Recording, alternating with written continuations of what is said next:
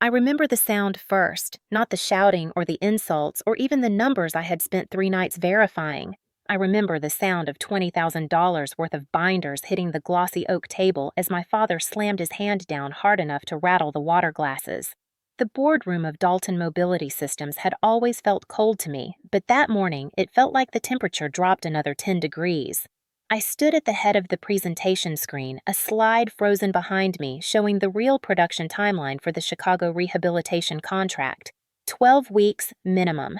My sister Sloan had promised 4. She sat across the table, arms folded, staring at me with a familiar mixture of entitlement and resentment. I had lived with that stare my entire life. Her voice came out shrill and sharp. "She is sabotaging me again. She wants to embarrass me in front of the board." My father, Derek Dalton, CEO and self-appointed monarch of our family company, stood up so fast his chair screeched across the floor. Avery shut it down. That tone. The one he used when his mind was made up long before he heard the truth. The one that always ended with him rushing to save Sloan from consequences she created. I kept my voice even, calm, professional.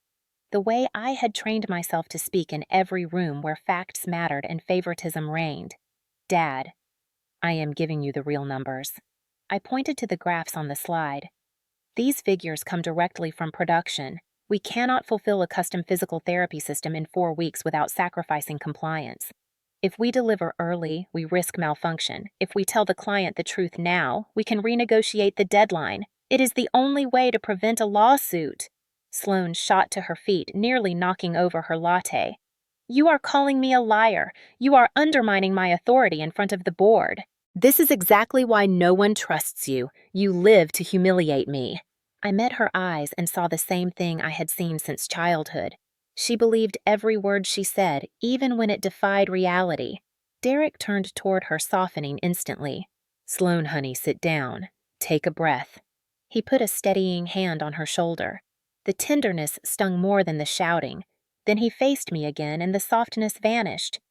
"You will apologize to your sister. She is leading client relations for this division, and you will not contradict her again." The silence in the room grew heavy. I stared at my father, unable to stop the ache in my chest. I presented data. "That is my job. You do not get to embarrass this company." "Not again." "Dad, the numbers do not lie." His face flushed a deep red. He stepped around the table toward me. I expected more yelling, maybe another accusation about me being ungrateful. What I did not expect was his hand rising. The slap landed before my brain caught up with what was happening. A sharp crack echoed against the boardroom walls. For a moment, I saw nothing but white. The left side of my face burned. My vision blurred. The room froze. The board members stared in stunned silence. No one moved. No one breathed. I tasted copper but refused to touch my cheek, refused to give him that satisfaction. Sloane's eyes widened for half a second, then she smirked. It was small, but I saw it. Derek jabbed a finger toward my chest. "You will apologize to your sister. If you do not, you are suspended without pay. 2 weeks. That should teach you some respect." I did not tremble. I did not argue. I did not cry. I simply stood straighter, lifted my chin, and said the only word that came to me. "All right." He blinked, thrown off balance by my calm. Sloane's mouth twitched in confusion. The board members shifted uncomfortably, no one wanting to be the first to speak. I gathered my documents slowly, carefully, deliberately. My hands did not shake. I would not give them that either. I slid my laptop into its case, closed the folder holding my data, and looked directly at my father. "Is there anything else, or am I free to go begin my suspension?" Derek frowned as if the script he prepared was suddenly wrong. "We expect you back on the 15th, ready to act professionally this time." I nodded once. No apology, no explanation, no attempt to defend myself. The sting on my cheek pulsed in time with my heartbeat. I turned and walked toward the door. Behind me, I heard Sloane's satisfied exhale, the sound of someone who believed she had won. I pushed open the heavy boardroom door. As it closed behind me, the quiet click felt strangely final, like the end of something that had been dying for years. I did not go home right away after leaving the boardroom. I sat in my car for a long time, engine off, hands resting on the steering wheel, while the burning sting on my cheek slowly dulled into a throbbing pulse. I watched the employees of Dalton Mobility Systems walk past my windshield in clusters. Some whispered, some avoided eye contact, and a few glanced toward me with the kind of sympathetic look people give when they want to help but do not want trouble. I understood. This was a family company. In a family company, trouble always had someone's last name on it. Mine had never been the right one. Even though the building carried our family's name, it never felt like it belonged to all of us. Derek Dalton built it from the ground up, but somewhere along the way, he reshaped it in Sloane's image, trimming away everything that did not flatter her. I grew up watching that transformation long before I understood what it meant. When I think about my childhood, the memories come in two parallel tracks. One track belongs to Sloane dance recitals, where Dad sat in the front row with flowers, birthday parties with extravagant cakes, shiny new bikes, private tutors, endless praise. The other track belongs to me, science fairs. He could not attend. Report cards, he barely looked at. Scholarships he called practical rather than impressive quiet dinners where I learned to congratulate myself because no one else would. I was the second child, the one expected to figure things out on my own. After Mom died, that imbalance hardened into something permanent. My mother, Laura, had been the only buffer between us. She was gentle but firm, with a calm that made you believe everything would be fine even when the house felt like it was cracking in half. She always said the right thing at the right time, offering just enough warmth to soften the sharp edges of my father's temper. She used to tell me that fairness did not always mean equality and that leadership required seeing value in every strength. But after her stroke, any trace of balance vanished. I learned what favoritism looked like when no one was around to hide it. Dad did not even realize how blatant it was. Or maybe he did and simply did not care. I never forgot the day I got my acceptance letter to Purdue for engineering. I ran downstairs holding the envelope, excitement buzzing through me like electricity. I expected a proud smile, maybe even a hug. Instead, he barely glanced at the letter before saying, "Sloane made the honor roll today. You should congratulate her." That was the story of my life. One of us achieved something real, and the other got the praise. The roles never changed. It took me far too long to understand that love in our house was earned differently depending on which daughter you were. Sloane learned early that throwing tantrums brought attention. She cried, Dad comforted. She failed, he blamed someone else. She quit soccer after 2 practices and he said the coach was incompetent. When she crashed her first car texting while driving, he replaced it the next week. She lived her entire life cushioned by his excuses. I lived mine trying not to give him a single reason to make one. By the time we worked together at the company, the dynamic had calcified into something almost predictable. Sloane brought in clients with charisma and big promises. I kept the company alive by fixing the mess that followed. She got the spotlight. I got the responsibility. I used to believe that my work would eventually speak loud enough for him to see me. I thought if I kept saving deadlines, salvaging budgets, negotiating vendor extensions, and managing production fires, he would finally say the words I had chased since childhood. "I am proud of you." But it never came. Not once. Instead, he praised Sloane for securing contracts she had no idea how to deliver and dismissed me as overly cautious, too analytical, not collaborative enough. The irony was that the only reason his company still functioned was because I refused to let it collapse. Even when I hated the dynamic, even when the disappointment burned deeper than I admitted, I kept going. Because in some strange way, I believed keeping the company afloat meant honoring the part of my mother that once believed Derek was capable of being better. The older I got, the more foolish that belief felt. The slap in the boardroom did not happen in a vacuum. It was the climax of a pattern that stretched back decades. It was every moment he brushed aside my frustrations, every time he uplifted Sloane's ego at the expense of reality, every instance where I was expected to quietly carry the family business on my back while she walked around like royalty. I always wondered what it would take for me to walk away. I thought it would be a big betrayal, maybe financial misconduct or some catastrophic decision that endangered the company. I never imagined it would be something as simple as him raising his hand. Yet the moment his palm struck my cheek, something inside me settled.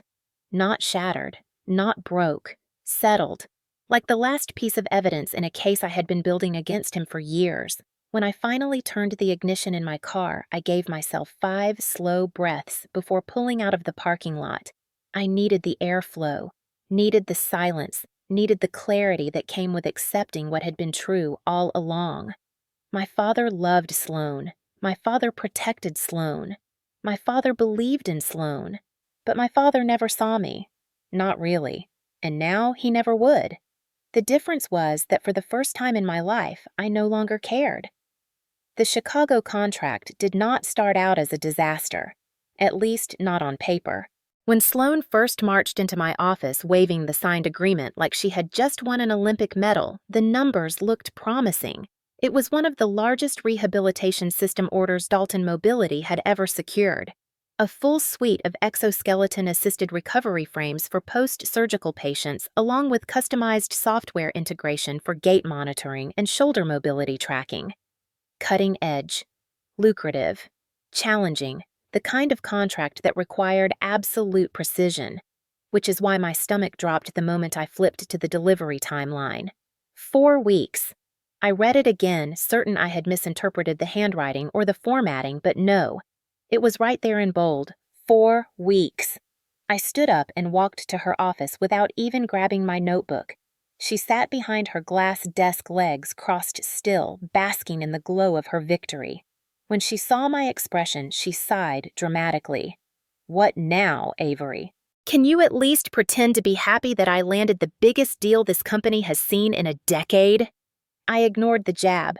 "Did you agree to a 4-week turnaround for a fully customized system?" She blinked once, then rolled her eyes.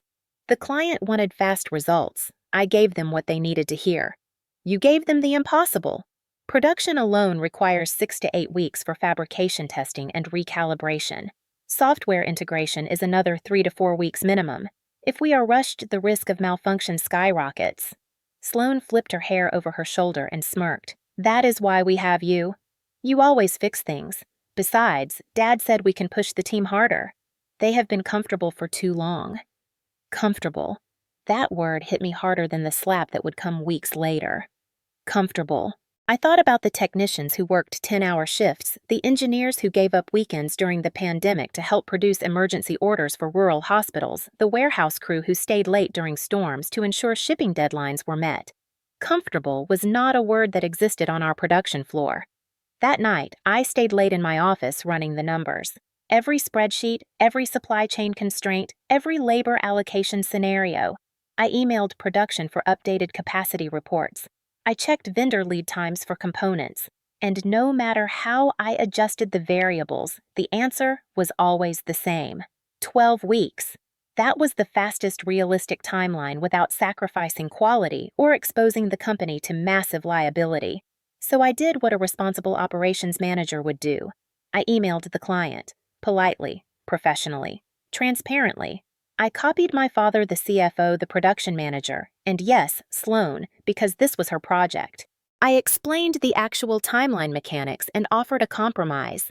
We could deliver preliminary testing units at 6 weeks, final units at 12. I even included detailed charts showing exactly why the 4-week promise was impossible. I thought I was preventing a catastrophe. Instead, I lit the fuse. 20 minutes after hitting send, my office door burst open so hard it hit the wall. Sloan stormed in, her face flushed with rage. "You think you can go behind my back?" She threw her phone onto my desk. The client responded and forwarded the email to her with a note asking for confirmation. They were confused, concerned, and suddenly very aware that her promise had no basis in reality. I did not go behind your back. I informed the client of the actual timeline so we do not get sued for non-delivery. You embarrassed me. You undermined me. You always do this. You hate seeing me succeed. I stared at her, stunned by how deeply she believed her own lies. "Sloan, this is not about you. This is about safety and compliance. If we deliver defective rehab equipment, patients can get injured. We could get shut down." She pointed a trembling finger at me. "Dad will hear about this. And when he realizes you sabotaged me, you will regret it. In a normal company, the CEO would have been grateful that someone stepped in to prevent a lawsuit. In our family company, the CEO was also her father, which meant truth had to compete with ego. Ego always won. The next morning, I walked into Dad's office to explain everything before the narrative spun out of control. But Sloane had beaten me there. She sat in the guest chair tearfully recounting her version of events. She claimed I had intentionally embarrassed her in front of a client to make myself look superior. She said I had a history of overstepping. She said I was jealous of her success and paranoid about losing control. Dad's face tightened as she spoke. When she finished, he waved me forward without looking up. Avery, your job is to support your sister, not correct her in front of clients. I kept my voice even. I did not correct her. I clarified the timeline to prevent legal exposure. You should have spoken to her privately. The client's trust is everything. And now they think we are disorganized. No, they think we are honest. The words slipped out before I could stop them. Dad's eyes snapped to mine, dark with warning. Watch your tone. I said nothing, because it was already clear nothing I said would matter. He had chosen his side. He always did. The disaster project was never about timelines or numbers or compliance. It was about the same thing everything in our family revolved around: Sloane's pride, and keeping it intact, even if the company had to fracture around it. The official suspension email arrived less than 24 hours after the boardroom slap, but the fallout began long before my inbox chimed. When I walked into the office the next morning to collect a few things, I had forgotten the atmosphere had already shifted. Conversations stopped when I passed. Doors closed quicker than usual. People stepped aside like I was carrying something contagious. Shame, maybe, or truth. Neither was welcome in a place built on image. Before I even reached my desk, my phone buzzed with a notification. Subject line: Notice of disciplinary action. I opened it slowly, even though I already knew what it would say. Effective immediately, you are suspended for 2 weeks without pay for unprofessional conduct and insubordination. Failure to comply with company standards will result in further disciplinary action. There was no mention of what those standards were. No mention of the real reason. No mention of the slap. Of course there wasn't. Derek Dalton was many things, but stupid was not one of them. If anyone asked, the story would be clean polished and entirely in his favor. I placed my phone face down on my desk and closed my eyes for a moment. The anger that rose was quiet, not explosive. A low, simmering flame that warmed rather than burned. It was the kind of anger that clarified, not clouded. The kind that made decisions for you. I packed my bag slowly, taking my time, even though every cell in my body wanted to walk out and never return. A few minutes later, I heard rapid footsteps. James, my second in command, stopped in my doorway. His eyes were wide, a mix of worry and disbelief. Is it true? Are you suspended? The rumor mill was always fast in this building, but this time it felt almost malicious. I nodded. 2 weeks without pay. For doing your job, for telling the truth. His jaw clenched so hard, the muscles jumped. They cannot do that. They can, I said softly. And they did. He ran a hand through his hair, pacing. This is insane. Everyone knows you were right about the Chicago timeline. Everyone except the only 2 people who refused to see it, I said. He lowered his voice. Sloane has been telling people you had some kind of emotional breakdown, that you lost control during the meeting and had to be removed. I almost laughed. Of course she was. When facts failed her, theatrics always stepped in. What did you tell them? He looked offended. The truth. That you were calm the entire time. That you presented data. That Derek was the one who lost control. I shook my head gently. Be careful, James. Loyalty was a dangerous currency in this building. He hesitated like he wanted to argue, but then nodded. Let me know if you need anything. Anything. After he left, 3 more employees stopped by. One slipped a sticky note onto my desk that said, I am so sorry, underlined twice. Another mumbled that things would blow over soon. A third looked at me with wet eyes and whispered, I saw everything. My throat tightened at that because there were witnesses. There had always been witnesses. Yet nothing ever changed. 10 minutes later, I stepped into the hallway and immediately felt the shift in air pressure the way gossip thickened it. People peeked out of offices and then pretended they weren't looking. A few offered sympathetic half smiles that vanished when someone walked past. The office operated like a small town. News spread fast, judgment faster, and truth the slowest of all. I reached the elevator just as Sloane stepped out of it. She stopped short, then crossed her arms with a smile that was all teeth and venom. "Oh, good. You got the email." She said it like she had sent a gift basket. I met her gaze without flinching. "Is there something you want, Sloane?" She tapped her manicured nails against her elbow. "Just wanted to make sure you understood the consequences of trying to undermine me." "I did not undermine you."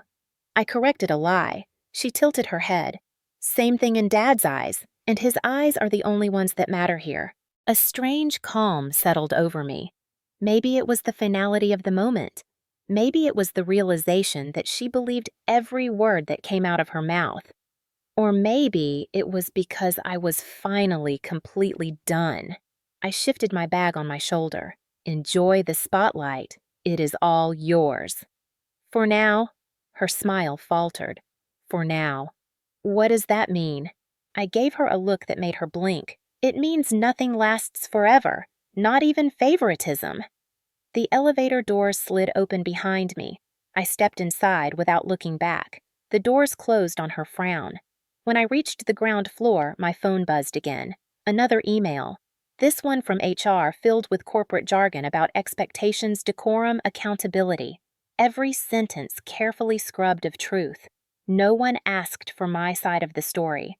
No one requested a statement. No one mentioned a physical altercation in the boardroom, because acknowledging the slap meant acknowledging the problem, and acknowledging the problem meant admitting who caused it. Derek Dalton was never going to allow that. I walked out of the building into the pale morning light. The sun was rising, but I felt nothing. Not anger, not sadness, just clarity. Suspension was not punishment. Suspension was revelation. It showed me exactly where I stood, exactly who they were, and exactly what I needed to do next. I reached my car, unlocked it, and sat in the silence for a long moment. Then I whispered the words that would change everything. "I am done." I returned to the office later that afternoon, not because I had to, but because leaving with only the bag on my shoulder felt too abrupt, too unfinished. I needed closure, not the kind that comes from dramatic exits or shouted words, but the quiet, private kind that lets you breathe without the weight of someone else's expectations pressing against your ribs. The building was calmer than it had been that morning. Most people had retreated into their routines, whispering their theories behind half-closed doors. Whatever stories Sloane was spinning had already taken root, and I knew better than to waste my breath trying to correct them. People believed whatever kept them safe. If siding with Sloane meant stability, then truth did not stand a chance. My office door was half open the way I had left it. The sight of my nameplate felt strange now, almost foreign. Avery Dalton Operations Manager, a title I had earned through years of work, sweat, loyalty, and sacrifice. A title that meant nothing the moment I stopped being useful to the two people who valued image more than integrity. I stepped inside and closed the door softly behind me. The room was exactly as I had left it, yet everything felt different. My desk, usually cluttered with reports and prototypes, now looked sterile. The air felt heavier. The silence pressed around me like a reminder of how many hours I had spent here building a career that had never truly belonged to me. I reached for the framed photo of my mother first. She sat on a wooden swing in our backyard sunlight, catching the copper in her hair. She wore a soft smile, the kind that spread slowly, tenderly, like she was thinking something kind. I traced the edge of the frame with my thumb. She had been gone for more than a decade, but moments like this made the loss feel recent, like grief had a way of looping back in time. Mom would have known exactly what to say right now. She always had a way of seeing through the noise. She warned me once quietly, gently, on a night I had cried because Dad called one of my awards predictable while praising Sloane for showing up to a charity gala. "You will spend your life chasing his approval if you are not careful, and he will never give it the way you want." At the time, I thought she was being dramatic. Now it felt like prophecy. I set the picture down in the box and moved to the bookshelf. My awards, lined neatly and dusted weekly, came down one by one. The Leadership Award from the Manufacturing Association, the Innovation Grant for redesigning the modular joint assembly, the Efficiency Commendation the board gave me 3 years ago, but then forgot about when Sloan landed a corporate sponsorship with a celebrity athlete. Each plaque and certificate represented the nights I stayed late, the weekends I sacrificed, and the holidays I skipped to keep the company running. I wrapped each award carefully in packing paper. None of this had ever mattered to my father, but it mattered to me. They were reminders that my work meant something even if the people closest to me refused to acknowledge it. Under a stack of engineering textbooks, I found a small envelope. Inside was a card from my team from 2 years ago after we narrowly met a dangerous deadline that should never have been approved. They wrote things like, "You always protect us, and you never let anyone take advantage of us, and we trust you." I read each message slowly, letting the words sink in. Those people saw me. They valued my leadership. They believed in me even when my own family weaponized every mistake and dismissed every accomplishment. I slipped the card into my box, realizing that the recognition I had been searching for from my father had been right here all along, coming from people who had nothing to gain from giving it. A soft knock interrupted the quiet. Sarah, one of my best engineers, peeked inside, eyes red like she had been crying. "Are you really leaving?" Her voice cracked. "The news traveled fast, I guess." I did not want her to feel guilty for the rumors she had overheard. "Yes, I think it is time, but you cannot. You built this place. You built us." She stood there gripping her notebook like a lifeline. "What will we do if things fall apart?" "You will stay steady," I said gently. "You will do what you always do. You will solve problems. You will stand your ground. You will not let fear or politics silence you." Her expression wavered. "Will you ever come back?" "No." Saying it felt like exhaling for the first time in years. She nodded slowly, tears slipping down her cheeks. Before she left, she hugged me tightly, the kind of hug that held gratitude and grief at the same time. After she was gone, the office felt even quieter. I finished packing in deliberate motions. Tape, box, paper, memories. Every item I placed inside felt like one layer of weight peeling away. The exhaustion I had ignored for years finally surfaced. The nights spent stitching the company's wounds, the years of trying to fix what favoritism had broken, the constant effort to prove I deserved the respect my family handed freely to someone who had not earned it.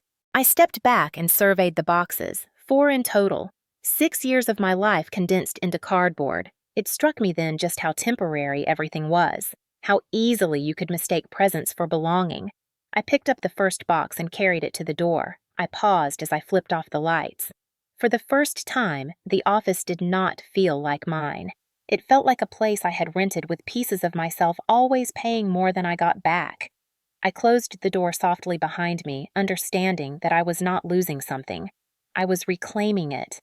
3 days into my suspension, the first crack appeared. It arrived in the form of a short email forwarded to my personal inbox by someone in production who chose to remain anonymous. The subject line read simply, "You were right." Attached was a screenshot of a message from the Chicago Hospital's procurement team requesting a formal clarification on the 4-week timeline Sloan had promised. The tone was polite but edged with growing concern. They had reviewed the initial specifications again and found discrepancies. They wanted confirmation. They wanted transparency. They wanted what I had already given them before being punished for it. I stared at the email longer than necessary. Not because I was surprised, but because the inevitability of it felt heavier now that I was watching from the outside. This was the moment I had been trying to prevent, and now it was unfolding exactly as predicted. I responded with a simple thank you to the anonymous sender, resisting the urge to say more. If there was one thing I knew about my family, it was that the walls had ears. Later that afternoon, another message came through, this one from a technician in assembly. A grainy photo of a pallet of components sat in the middle of the floor. The caption read, "Wrong gauge. These materials are useless for the exoskeleton frames. They will warp under load." Something in my chest tightened. Wrong gauge meant the supplier Sloan had insisted on using had cut corners again. I flagged this vendor 3 times last year, documenting every defect. Dad had dismissed my warnings because the vendor gave him a discount behind closed doors. Sloan defended them because she liked the CEO's wife and wanted to collaborate on a charity event. Nepotism disguised as networking. Now the consequences were landing one defective part at a time. I tossed my phone onto the couch and exhaled slowly. Every mistake we had buried was clawing its way to the surface, and the timing was not just poetic, it was strategic. My absence left them exposed. The cracks had always been there. I had just been the one patching them before anyone noticed.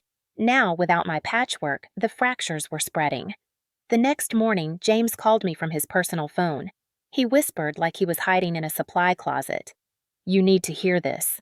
He described the chaotic production meeting he had just walked out of.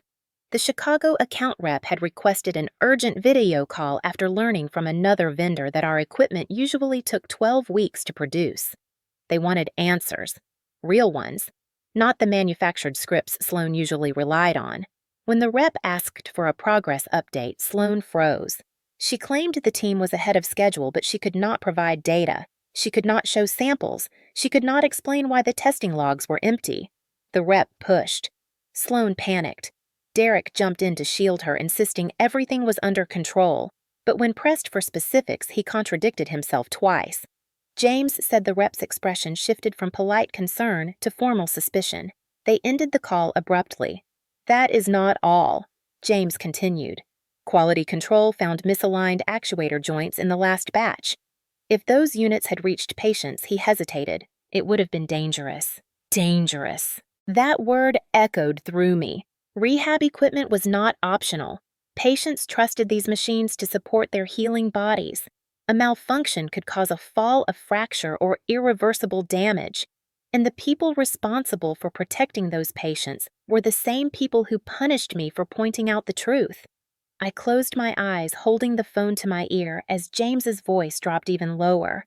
"Everyone is asking where you are. They do not understand why you were suspended. Sloan told the department heads that you were mentally unstable," he said carefully. "She said you were too emotional to handle stressful decisions." I almost laughed. The woman who cried over a typo in her presentation was now telling people I was too unstable to work. The irony was almost impressive. After we hung up, I sat on the edge of the couch and stared at the wall, letting the silence settle. The anger did not come in a sudden wave. It arrived slowly, quietly, the way storms roll in across flat fields. "Steady!" I pulled out my laptop and opened a folder I had not touched in years. Dalton Internal 6-Year Archive. Every email timeline, cost analysis quality report incident log, and vendor evaluation I had ever compiled was neatly stored there. Not because I planned to use it, but because I knew one day I might need to protect myself. I began sorting, highlighting, organizing, cross-referencing. I built a timeline of discrepancies across Sloan's projects. File by file, the story became undeniable. Missing signatures, false delivery reports, manipulated quality metrics, vendor kickbacks masked as promotional partnerships, Dad approving budgets he never reviewed, corporate governance violations so blatant it felt surreal that no one had noticed. Except I had. I noticed everything. I always had.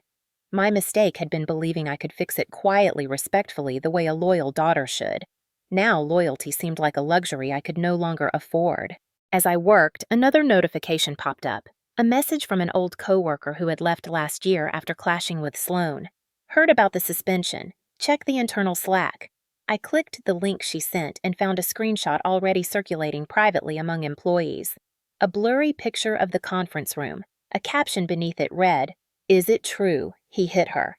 Someone else replied, "I heard the door slam." Another, I saw her face afterward. People knew. People had seen. People were talking. The truth was bleeding through the cracks faster than they could plaster it over. By evening, the evidence wall on my laptop had become something else entirely. Not a collection of data. A narrative. A map of choices, negligence, and favoritism stretching years. The kind of story people ignored until it finally swallowed them. And for the first time, I realized something that should have terrified me, but instead soothed me like a balm. I no longer needed to save this company. I only needed to save myself. 2 days after the production errors exploded across the company, I received a call from a number I had not seen in years. The screen lit up with a name that made my chest tighten unexpectedly. Helen, my mother's older sister. I had not spoken to her since the funeral, not because of conflict, but because Derek slowly pushed all of my mother's family to the outskirts of our lives. They were reminders of a woman he could not control, so he kept them at a distance. When I answered, her warm, trembling voice filled the silence. "Avery, sweetheart, I heard about what happened. Are you all right?" I closed my eyes, overwhelmed by the gentleness in her tone. It had been a long time since anyone had asked me that without an agenda. "I am managing," I said softly. She inhaled sharply. "You sound just like your mother when she was holding everything in. Can you come by? There is something I need to give you. Something she wanted you to have." My heart knocked against my ribs. She, meaning my mother. My throat tightened. "I will be there in an hour." Helen lived in a small blue house on the edge of town, its porch lined with potted herbs and faded wind chimes that sounded like memories brushing against each other. When she opened the door, her eyes filled with emotion as she pulled me into a hug. "You look tired," she whispered, "and hurt." I swallowed hard, feeling myself soften for the first time in days. Inside, the house smelled like lemon soap and brewed tea. It felt like safety, like the opposite of every boardroom and hallway I had walked through for the past 6 years.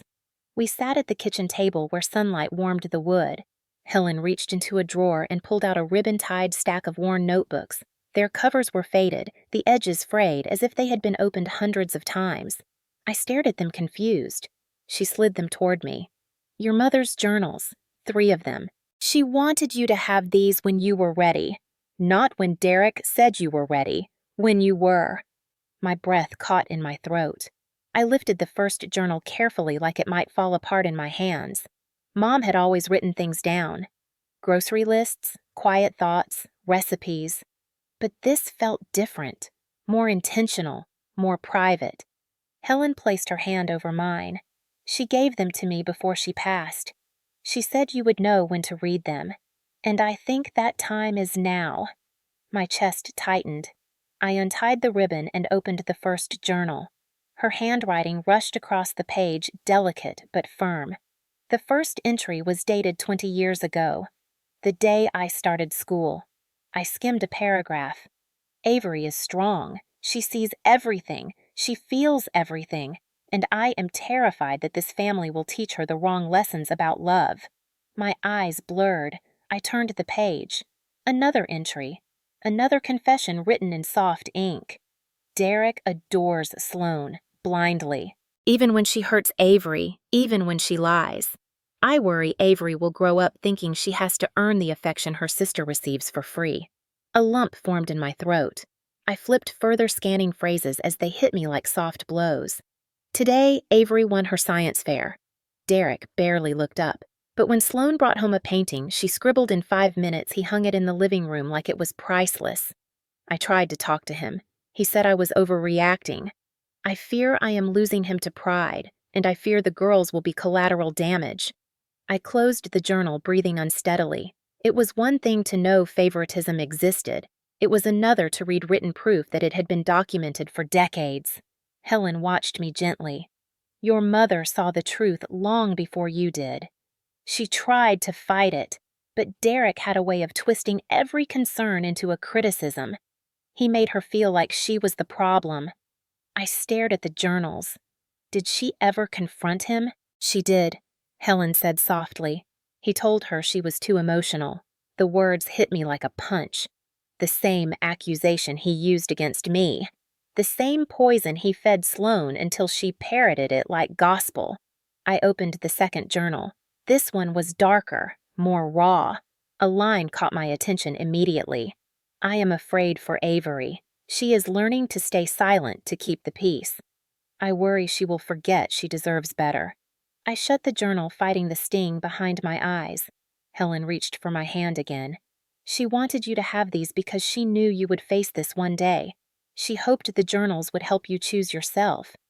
Not them, not the legacy, not the company. You. My voice cracked. Why did she stay? Helen sighed. She loved you girls. And she hoped Derek would change. People who love deeply often wait too long for people who do not. I looked down at the stack again, a part of me aching and awakening at the same time. Avery, Helen continued softly, your mother believed you had a strength that skipped a generation. She believed you would break the cycle. A slow breath left my lungs. The room felt heavier and lighter and painfully honest. Reading those journals did not hurt because they were harsh. They hurt because they were true. And because they showed me I had spent years trying to win a battle my mother had already lost. I placed the journals gently into my bag. Thank you for keeping these. Thank you for knowing when to give them to me. Helen smiled sadly. Your mother would be proud of you, even now, especially now. I hugged her before leaving, holding on longer than I expected. When I stepped outside, the air felt sharper. My mother's words echoed in my mind like a whisper across time. Avery will have to save herself. For the first time, I understood exactly what she meant and exactly what I had to do next. When I got back to my apartment, I placed my mother's journals on the coffee table like fragile artifacts that carried a weight I was not ready to unpack fully. Not yet. Not while the company was unraveling thread by thread. Not while the truth I had spent years burying was now clawing to the surface. I needed clarity before grief, purpose before pain. So I walked past the journals and went straight to the small second bedroom that doubled as my home office. The walls were bare, the desk was clean, a blank canvas waiting for intention. And for the first time, I had it. I opened my laptop and retrieved the files I had sorted earlier. The folders felt heavier than digital documents should. 6 years of ignored warnings. 6 years of internal reports. 6 years of quietly documenting everything my father and sister refused to see, or intentionally avoided. I printed the first batch, then the second, then the third. The printer hummed steadily, spitting out page after page until stacks formed across my desk. I spread the papers across the floor and began reading each one like a detective reviewing a cold case. Vendor inconsistencies, quality control failures, delivery reports falsified with Dad's signature, safety concerns I had raised and been dismissed for, emails where Sloan contradicted herself so blatantly that any outsider would have questioned her credibility on the spot. And then there were the numbers. The financial discrepancies buried under vague project descriptions and inflated shipping costs, things I had flagged but never accused anyone of because I still believed loyalty required silence. Now silence felt complicit. I stood and grabbed a roll of tape. Slowly, deliberately, I began affixing documents to the wall, row by row, pattern by pattern. Every sheet of paper added a new fracture line connecting the past to the present. Soon the bare wall transformed into something almost surgical in its precision, a full visual autopsy of Dalton Mobility Systems. The truth was not chaotic. It was structured, predictable, repetitive. The same mistakes dressed in new excuses year after year. And at the center of every cluster of problems were 2 names: Derek, Sloan. The wall did not lie. It did not argue. It did not twist narratives to protect egos. It just told the truth. And seeing it laid out so plainly did something to me. Something I had needed for a long time. It freed me. I stepped back and studied the timeline chart I had drawn in the center. 6 years of projects. Green lines for the ones I managed. Red for the ones Sloan led. Even from across the room, the imbalance was undeniable. Green meant completed on time, on budget, with passing quality scores. Red meant delays, budget bleeding, safety violations, customer complaints. But those red projects still received bigger bonuses, more praise, and constant protection, because in the Dalton household and the Dalton Company image trumped performance. Loudness trumped competence. Proximity trumped accountability. And favoritism trumped truth. Always. I returned to my desk and opened a blank document titled Dalton Truth Complete. My fingers hovered over the keyboard as I inhaled deeply. Then I began typing, not emotional pleas or personal stories, facts, citations, references, document numbers, timelines, direct quotes from emails, screenshots, side-by-side comparisons of promised versus actual metrics, graphs, charts, a level of clarity the board had never seen because they had only ever received curated presentations filtered through my father's hands. It took hours. My neck ached, my eyes blurred. But it was work that felt necessary, like stitching a wound that had been bleeding invisibly for years. Around midnight, I opened the file containing the photos of the defective components assembly had sent me. I zoomed in. Misshapen actuator joints, incorrect metal gauge, substandard coatings. I added them to the evidence wall. Then I added each documented incident the company had paid to quietly resolve. Injury complaints, refunds, threatened lawsuits, all buried, all tied to rushed timelines Sloan had promised without consulting anyone. The wall filled rapidly, the truth expanding until it covered nearly every inch. When I stepped back again, I saw something new. A pattern I had always felt but never fully articulated. I had not been suspended for challenging Sloan. I had been suspended for exposing the truth that threatened their illusion of control. My father needed me silent. Sloan needed me invisible. The company needed me present but voiceless. And for 6 years, I had complied because I believed I owed them something. Loyalty, patience, grace. I finally understood that none of those things had been reciprocated.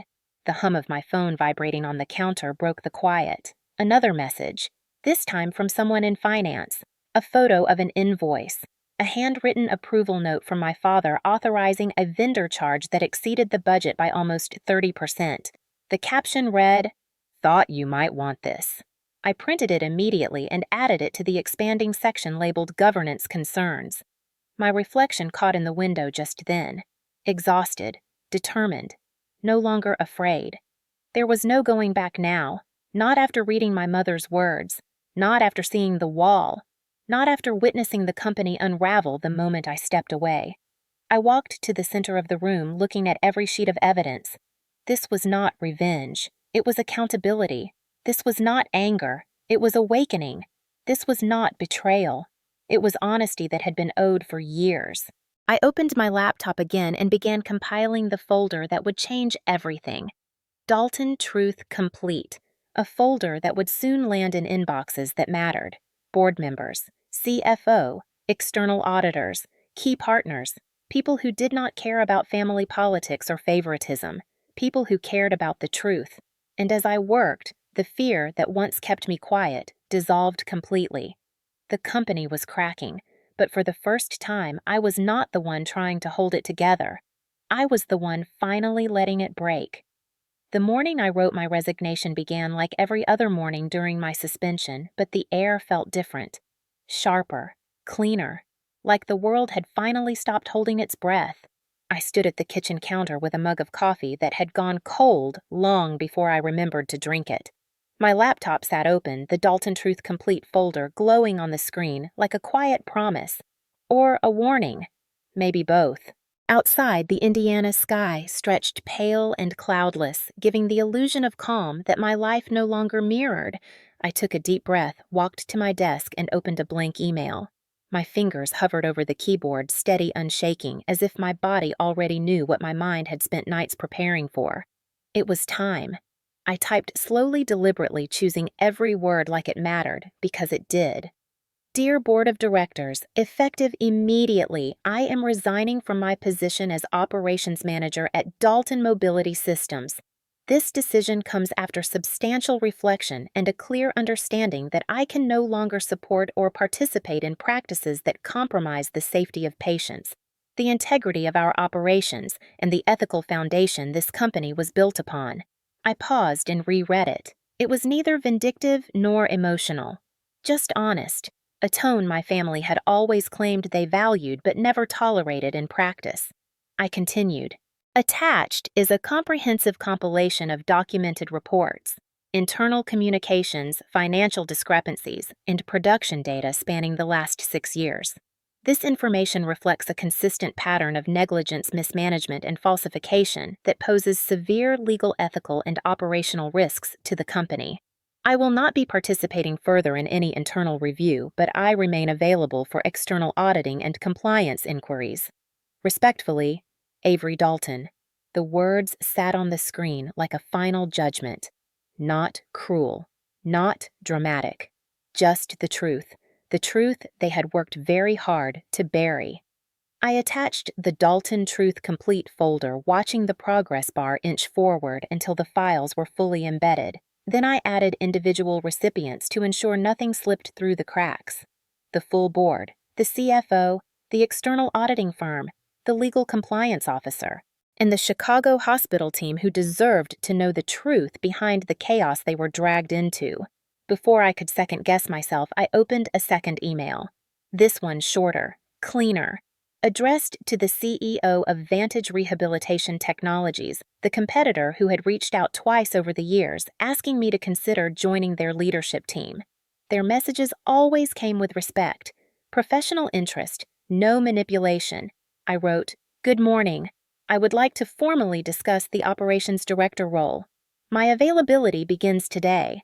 Attached is a portfolio of my work." I hit send before I could think too long about what it meant. 2 emails, 2 exits, 2 beginnings. I leaned back in my chair and closed my eyes, breathing in the moment. But I was not finished yet. Everything I sent would explode through the company within minutes, but I needed one more record. One final message preserved in writing. So I composed a third email addressed only to my father. It was short. "Dad, you asked for an apology. Here is the only one you will get. I am sorry I spent so many years trying to earn something you were never willing to give. I am done being your shield. Avery." I did not add a subject line. I did not say goodbye.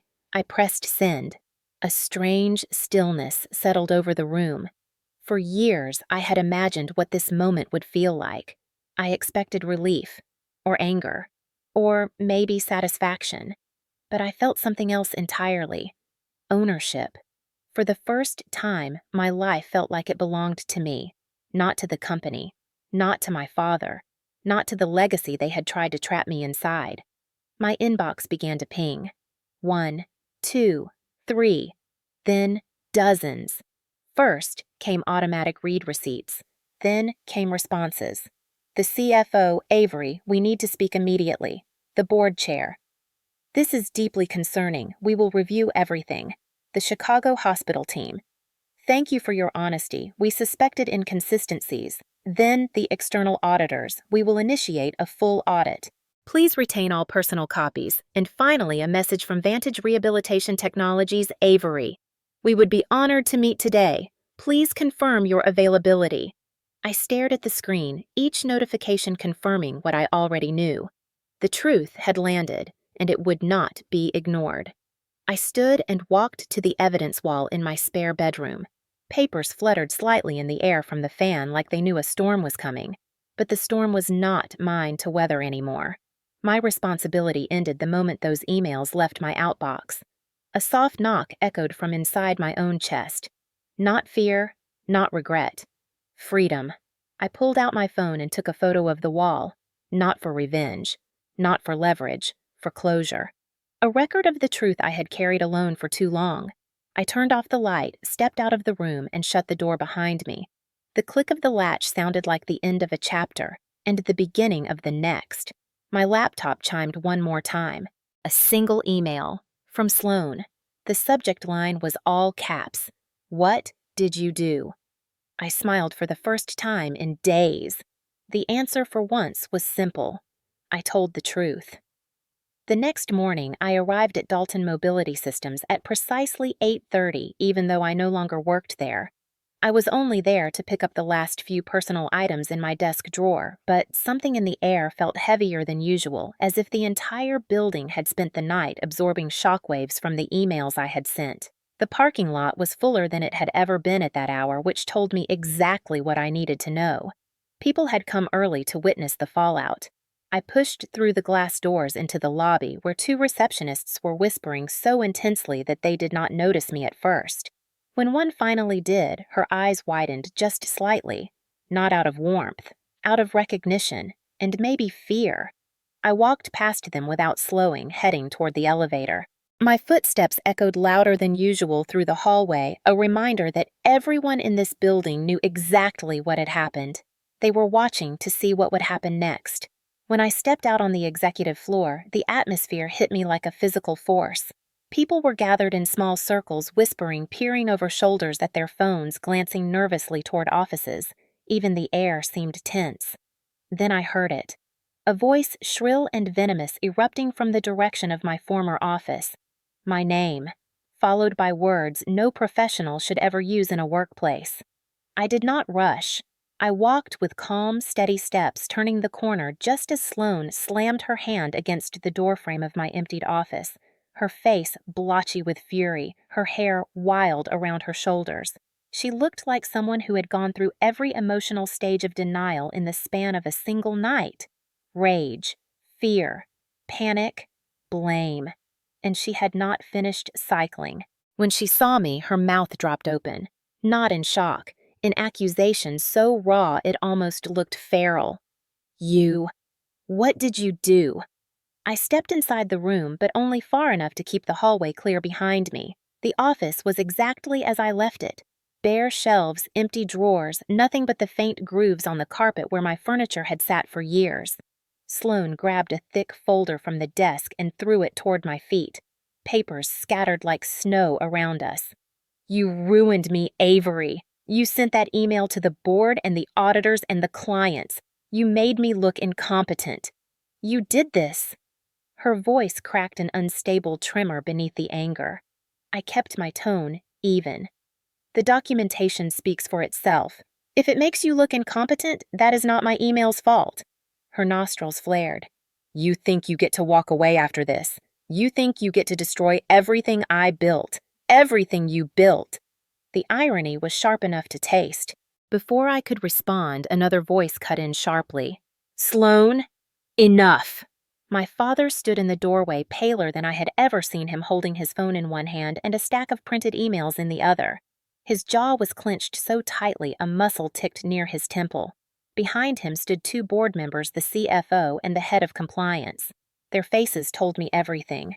They had read the attachments. They had run the numbers. They had compared promises to reality.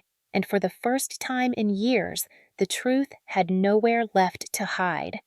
Dad's voice was low but shaking. Do you know what you have done? He was not speaking to me. He was speaking to Sloan. She whipped around. Me. This is her fault. She exposed everything. Dad stepped forward, slamming the printed packet down onto the desk so hard that even I flinched. You promised the Chicago hospital features that do not exist. You authorized prototypes that failed regulatory testing. You inflated cost projections. You altered reports. Avery documented it. She did not create it. The room went silent. Sloan stared at him as if she could not comprehend that he had spoken the words aloud.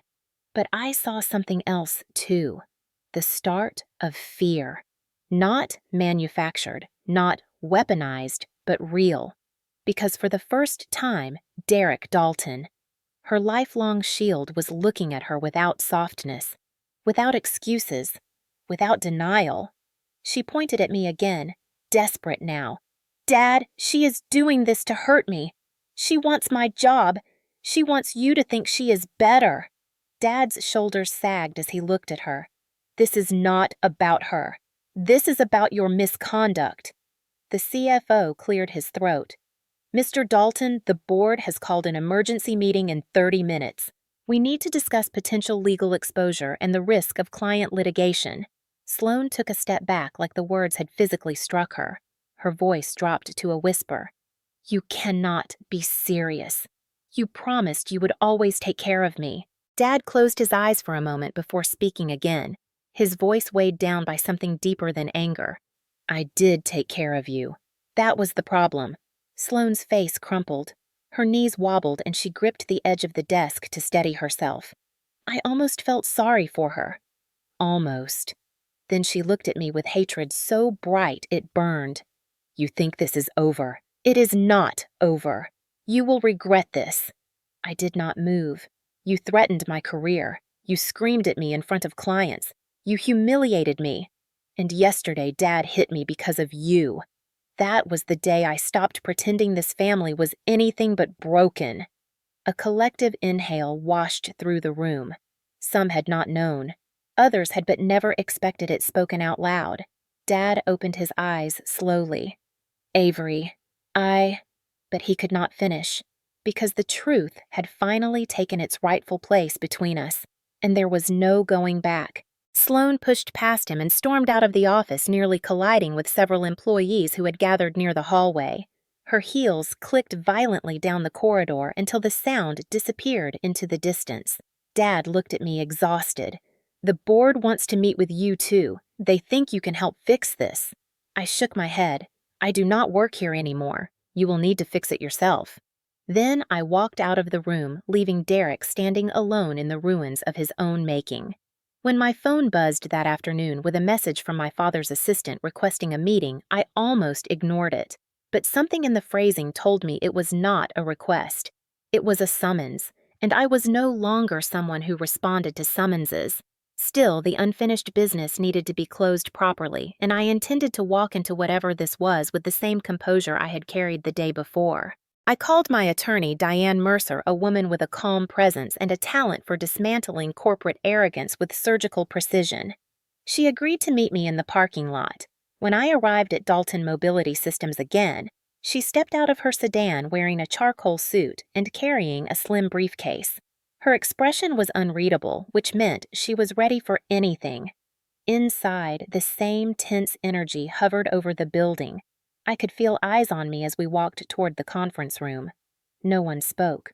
No one dared. Dad stood by the window with his arms folded when we entered. His posture was stiff, and his eyes shifted when he saw Diane. He had expected to talk to me alone. Not today. Not ever again. To his left sat Robert Klein, the company's general counsel, looking as though he had slept in his office chair. A paralegal sat nearby with a laptop open, ready to type every word. Dad motioned stiffly toward two empty chairs at the end of the table. Sit. We remained standing. My father's jaw twitched. Avery, this is unnecessary. We can speak privately. Diane opened her briefcase and placed a folder on the table. Mr. Dalton, my client has the right to legal representation during any meeting that concerns her employment status, severance, stock vesting, or any disciplinary action previously taken. Robert cleared his throat. She is correct. Dad shot him a look that could have cracked stone, but said nothing else. I set my leather portfolio on the table. Let us get this over with. Dad took a breath, visibly trying to regain the tone of authority he once commanded effortlessly. Your actions have damaged the company. The email you sent was reckless. The attachments were unnecessary and unprofessional. That is your interpretation, I replied evenly. The documents were factual records of project timelines, budget deviations, and unapproved commitments. They were accurate, they were complete, and they were necessary. Robert stepped in quickly as if afraid the situation might escalate. Avery, the board wants to understand your intent. Did you wish to cause harm to the company, or were you acting out of frustration following the suspension? Diane held up a hand. My client will not answer questions framed around intent. The documents speak for themselves. What we are here to finalize is her resignation and the contractual obligations tied to it. Dad slapped a folder onto the table. You think you can just walk away with a payout? You embarrassed your sister. You embarrassed me. You embarrassed this company. You do not deserve severance. Diane did not even blink. Per Section 7 of her employment agreement, suspension without documented cause triggers automatic severance equal to 6 months of base salary, full vesting of all stock options, and a non-disparagement clause protecting her from any retaliation. Dad's face reddened, and he turned on Robert. She wrote those clauses herself.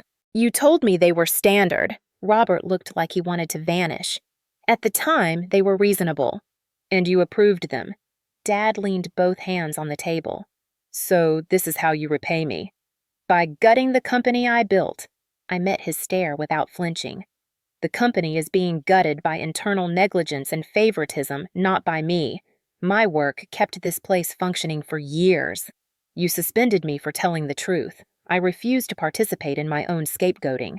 He opened his mouth, but Diane spoke first. "Furthermore, any attempt to withhold severance or stock options will result in arbitration and discovery." Dad froze at that word. Discovery meant public access to emails, memos, meeting minutes, financial discrepancies, and years of buried mismanagement. Robert paled. "Mr. Dalton, we should simply process her departure." Dad clenched his teeth. "You want to fix this, Avery. Help me stabilize the Chicago contract. The board thinks you can still salvage it." "No." The word was simple, quiet, final. Dad looked as though I had physically struck him. "You cannot be serious. You would abandon us during a crisis. You abandoned me long before this crisis I answered. You slapped me in a boardroom for telling the truth. That is not leadership. That is abuse." The paralegal's typing sped up. Dad swallowed hard, visibly shaken. For a moment, I saw something shift in his expression, something that looked almost like realization. But it passed. His pride returned like a shield snapping into place. "So, this is it. You walk away and leave us to pick up the pieces." I glanced around the conference room, the space where I had spent countless nights building systems that Sloan took credit for, the space where my voice had been dismissed again and again. I have my own life to build now. I slid my signed resignation letter across the table. Diane placed another document on top of it. These are her lawyer's revisions to the non-disparagement agreement. "We require written confirmation that neither the company nor any Dalton family member will attempt to interfere with her employment prospects or professional reputation." Dad grabbed the papers and flipped through them. His face drained when he saw the final page. "This is extensive." Diane nodded. "And enforceable." Dad finally sank into his chair, deflated. "Fine. You win." The words were bitter small and decades too late. I picked up my portfolio. There is no winning here, only consequences. And they belong to the people who created them. Diane and I turned toward the door. Just before leaving, I looked back at him. "You asked me yesterday if I knew what I had done. Now you know what you did." Then I walked out, letting the door swing shut behind me. Walking out of the conference room felt nothing like victory. It felt like the quiet after a storm, the kind of silence that leaves your ears ringing because the noise had been so loud for so long. Diane walked beside me, steady and composed, but even she seemed to understand that this moment was not about legal triumph. It was about release. The hallway leading back to the executive wing was strangely empty, as if everyone had sensed something irreversible had happened behind that closed door. I moved past the glass offices where I had spent years putting out fires caused by decisions I never made, fixing timelines I never agreed to, and cleaning up mistakes no one ever admitted. My heels clicked against the tile floor with an echo that followed me all the way to my former office. I paused at the threshold. My nameplate had been removed from the door. It should have hurt, but instead it felt strangely fitting. This was not my office anymore. This was not my burden anymore. Inside, the space was identical to the day before, stripped clean shelves, bare desk drawers, empty except for 2 pens left at the back of the bottom drawer. I left them there. I had no interest in taking anything that belonged to this place, not even something as small as a forgotten pen. What mattered, I had already taken with me. My dignity, my truth, my choice to walk away. As I turned to leave, I was startled to find a small group of employees gathered quietly near the hallway. They stood in a loose line, uncertain at first, then stepping forward as a unit. Sarah was the first to approach. Her face was blotchy eyes red, but when she hugged me, her embrace was steady. "You cannot go," she whispered. "You built this department. You protected all of us." I squeezed her hand. "You do not need me to protect you anymore. You know how to fight for yourselves." James stepped up next, his expression both determined and broken.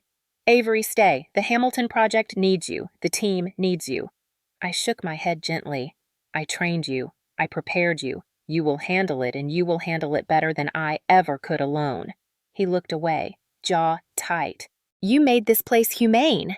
I glanced around at the others people I had mentored, encouraged, defended during performance reviews, and shielded from Sloane's reckless decisions. And you will keep it humane, even if the people above you won't. A murmur of emotion rippled through the group. Someone behind James wiped a tear. Another muttered something about how unfair this was. Someone else said they wanted to leave too. I held up a hand. Do not follow me out of misplaced loyalty. Stay if this place still works for you. Leave if staying hurts you. Make the decision that honors your life, not anyone else's expectations. For a moment, no one spoke. Then James stepped forward and extended his hand. I shook it, feeling something close to pride as he said, "You taught me everything I know. Whether you believe it or not, you changed this place." Then one by one, they hugged me or squeezed my hand or whispered quiet thank yous. I carried their voices with me as I walked away. The elevator doors opened with their usual soft chime, and as they slid shut, I found myself staring at the dim reflection of my own face. I looked older than I remembered. Not physically, but in the way someone looks after realizing how much weight they have carried. When the doors opened again on the ground floor, the lobby was full. People looked up as I walked through conversations, slowing eyes following. Not with gossip this time, with awareness, with understanding. It struck me that for years I had moved through these halls unseen in all the ways that mattered. My work noticed only when it benefited someone else. My competence unacknowledged except as a tool for others. But today, they saw me, not as Derek's daughter, not as Sloane's fixer, not as the quiet backbone of an unstable empire. They saw me as someone who had finally stopped letting herself be erased. Outside, the Indiana air felt cool against my skin. The sky was gray with streaks of early morning light slipping through the clouds. My breath came out in a long exhale, one that seemed to empty my chest of years of pressure I did not realize I carried. Diane walked beside me to the parking lot. "You handled that with more grace than most people would," she said. I closed my eyes for a second. Grace was never the point. Survival was, and you survived beautifully. I smiled at that, not out of pride, but out of the strange fullness settling inside me. Diane stopped near her car. "This is the moment, Avery, the exact second when your life stops being defined by their dysfunction. You know that, right?" I nodded. "I know, but it felt strange, like stepping off a ledge into open air." I walked to my car and opened the door before turning back to the building I had given so much of myself to. I expected anger, or grief, or maybe regret. Instead, I felt nothing except a quiet certainty. I am done. I slid into the driver's seat and rested my hands on the steering wheel. Just then, my phone buzzed, a message from the CEO of the competing company I had emailed last night. "We reviewed your documentation. Can you come in tomorrow morning?" I let out a small breath. The timing felt almost poetic. I typed back a single word. "Yes." Then, I started the engine. The building shrank in the rearview mirror as I drove away. It did not feel like escape. It felt like arrival. For the first time in my adult life, I was not carrying someone else's mistakes or living under someone else's shadow. I was walking into the next chapter with a clean spine and a steady heart, and I did not look back once. 3 days after I walked away from Dalton Mobility Systems, the first crack split wide open. It started quietly, the way real collapse always does, with a single email from the Chicago hospital demanding written confirmation of the features Sloane had promised. They copied the entire board. They copied compliance. They did not copy me, but former colleagues forwarded it within minutes.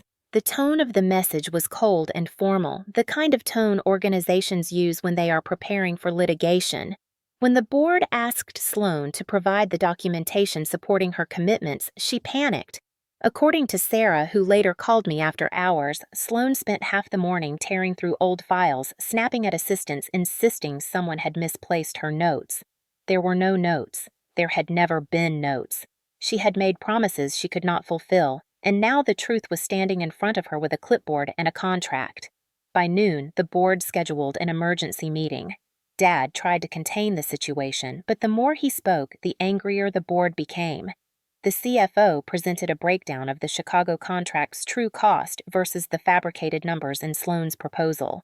The gap was catastrophic, 30% over budget. 8 weeks behind schedule before even starting the new features she had guaranteed. Then came the quality control findings. The manufacturing department reported that several batches of components Sloan had ordered from a discounted supplier did not meet federal rehabilitation device standards. The compliance officer explained that if even one of those faulty parts made it into a device used by a patient, the company could face a lawsuit severe enough to bury them. Dad went silent. The room did not. Voices rose. Accusations flew. Every department laid out their version of events, and all roads led back to Sloan. Mismanagement, negligence, altered reports, failed audits she had hidden. The board called for a vote of no confidence in her leadership. It passed unanimously. Dad tried to intervene, insisting she could fix it, insisting she had been under pressure, insisting she had only made mistakes because she cared too much. But even board members who once worshipped him were done. The financial risk was too high. The Chicago hospital threatened to escalate unless they received a rescue plan within 48 hours. No one had one. By the end of the day, Sloan was removed from her role and reassigned to a newly invented title that meant nothing. Special Project Liaison. No staff, no authority, no responsibilities. A polite way of saying, please sit in this corner and try not to break anything else. According to Sarah, Sloan sat in her new cubicle, staring at her computer screen for nearly an hour, her face hollow. She had never been powerless before, and she had no idea how to function without power. Meanwhile, Dad was unraveling in his own way. He spent nights at the office pacing hallways trying to draft plans that were months too late. He attempted to reassure the board that the company was stable, but the numbers told the opposite story. Revenue projections plummeted. Investors demanded explanations. Clients who heard whispers through the industry quietly began pulling back. And for the first time in the company's history, employees started updating their resumes in groups. By week 2, 2 senior engineers resigned. A quality assurance manager followed. A project coordinator left with no notice. People who had spent years under my leadership were no longer willing to tolerate the chaos. They had tasted stability once. They knew what competence felt like. They were unwilling to return to dysfunction. Through it all, I kept my distance. I watched the downfall through second-hand updates, through industry chatter, through LinkedIn notifications announcing new job changes.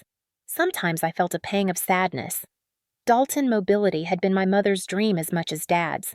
She had believed in its mission before Dad even had a building to put it in. But sadness did not outweigh the truth. The company was collapsing under the weight of its own corruption. Not because of me, because of who they chose to be when no one held them accountable. On the 3rd week, things got worse.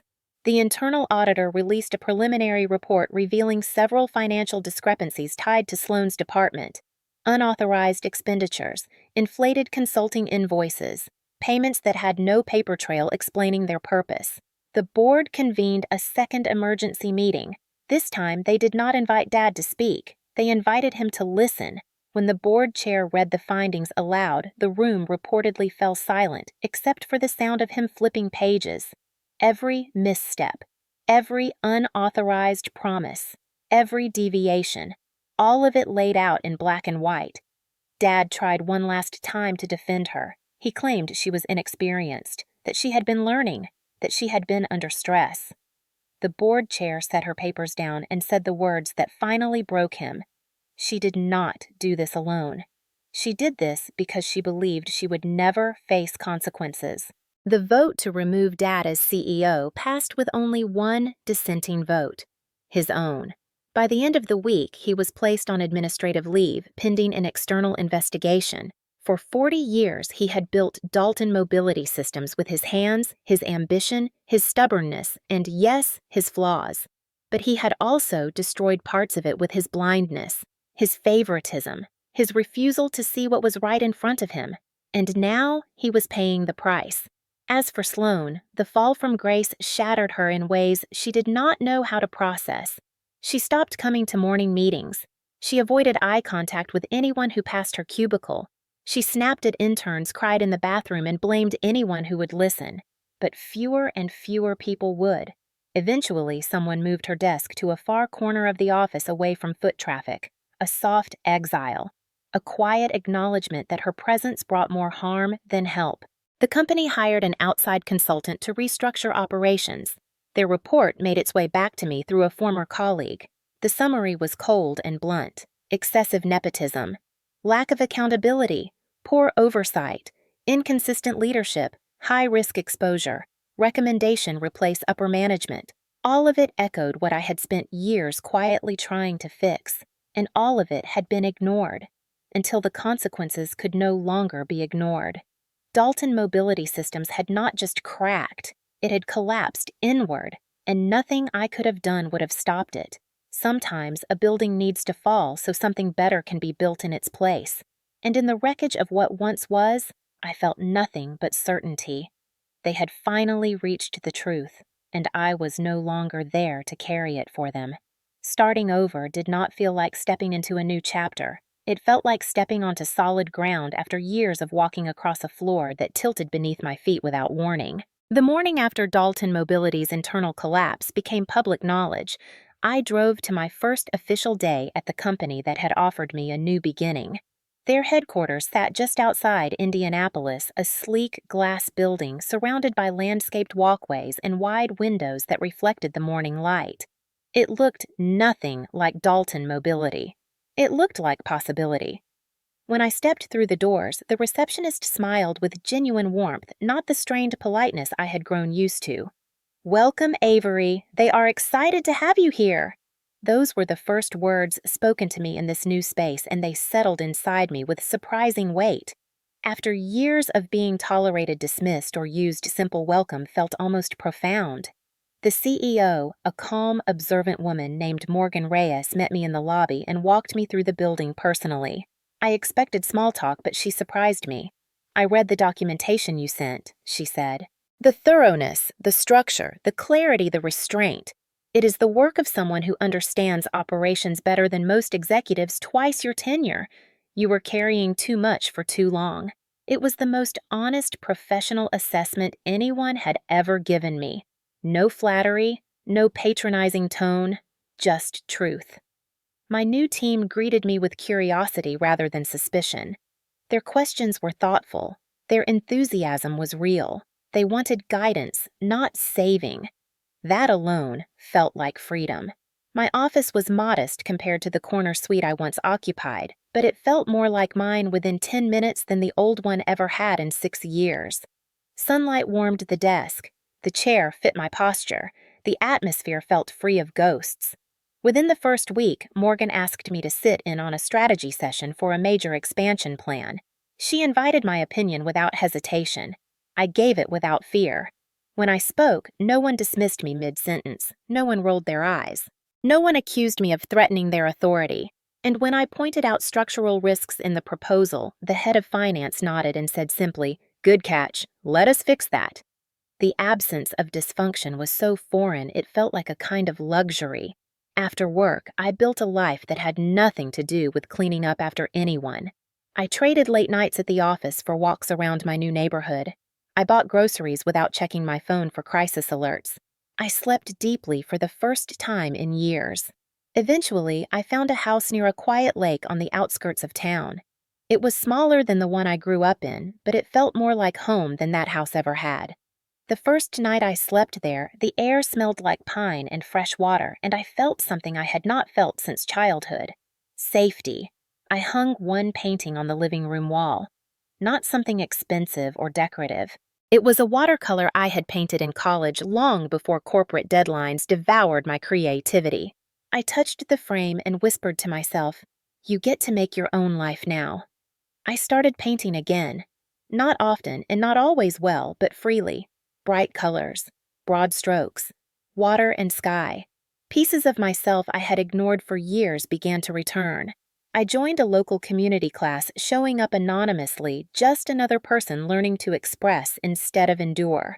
Meanwhile, my work days filled with challenges that energized me instead of draining me. I implemented new workflow systems that reduced production delays by 16% within the first quarter. I redesigned the operations team structure, giving junior staff clearer pathways to leadership, and for the first time I felt respected, not because I had earned it through survival, but because it was the baseline expectation of the culture around me. One afternoon, Morgan stopped by my office. "I want you to lead the cross-regional coordination initiative," she said. "It is a lot of responsibility, but I think you are ready." I smiled. "I have been ready for a long time." She nodded. "Now you finally have the space to prove it." Outside of work, life surprised me too. I adopted a dog from the local shelter, a black and tan mutt with anxious eyes and a cautious tail. I named him Harbor because he came into my life right when I had found safe shore. He followed me everywhere in the house, curling at my feet while I worked or waiting patiently when I painted. And slowly, his fear softened. So did mine. I also began dating someone I met through a friend from the art class. His name was Daniel, and he had nothing to do with the corporate world. He fixed old motorcycles, loved hiking, and believed apologies should come without excuses attached. He listened more than he spoke, and when he did speak, he chose his words carefully. For once, I was not trying to earn love. I was simply receiving it. He never asked about my former company unless I volunteered information, and even then he responded without judgment. "You deserved better," he would say. "But what matters is you found better." And I had. I found mornings that did not begin with dread, evenings that did not end with exhaustion, a life in which I was not responsible for holding everything together. And as months passed, Dalton Mobility faded into a distant place in my mind. Not forgotten, but no longer central. No longer capable of hurting me. On the 1-year anniversary of my resignation, I stood on the dock behind my house harbor, lying at my feet, the lake stretching smooth and quiet in front of me. The air was cool. The sun was soft. I was somewhere solid, somewhere chosen, somewhere earned. I whispered, "Mom, I made it out," and I knew in my bones she would have been proud. My life was no longer measured by what I had survived. It was measured by what I was becoming. Sloane's downfall did not happen in one dramatic moment. It happened in dozens of small, humiliating cracks that widened day after day until there was nothing left of the pedestal she had spent her entire life standing on. I did not witness any of it directly, but the updates came to me anyway. Former colleagues called after work. Industry friends sent quiet messages. Even people who had barely spoken to me while I was at Dalton Mobility now reached out, compelled by the morbid gravity of watching someone who had been untouchable finally collide with consequences. The first sign came 2 weeks after my departure. Sloane sent an email to the entire operations department at 3 in the morning accusing them of sabotaging her, leaking information, undermining her credibility. It was frantic, unstructured, full of capital letters and scattered punctuation.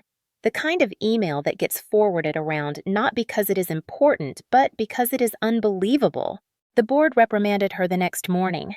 She cried in her father's old office, though he was not there to protect her. The new interim CEO told her to take a mandatory leave of absence, but she refused, insisting she needed to stay to prove she was still indispensable. She was not indispensable. No one believed that anymore. Then came the unannounced performance reviews she scheduled for her subordinates. She tried to corner employees one by one to squeeze out information about who had turned against her. People refused to participate without HR present. Someone filed a complaint. HR reprimanded her again. She cried again.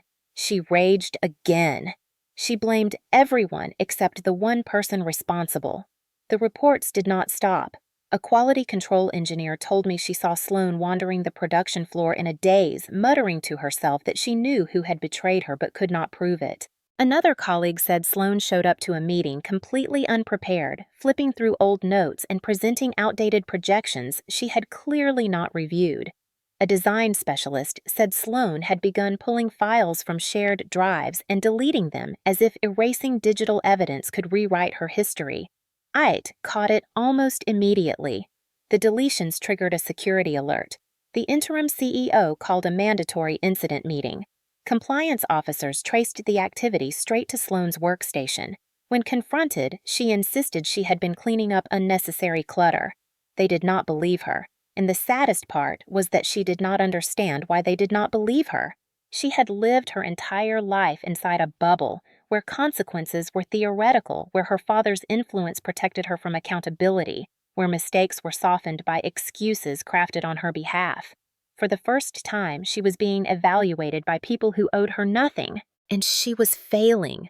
The day she was officially removed from her meaningless special project liaison position, she locked herself in the bathroom for nearly an hour. A junior employee finally checked on her worried. Something had happened. Nothing had happened.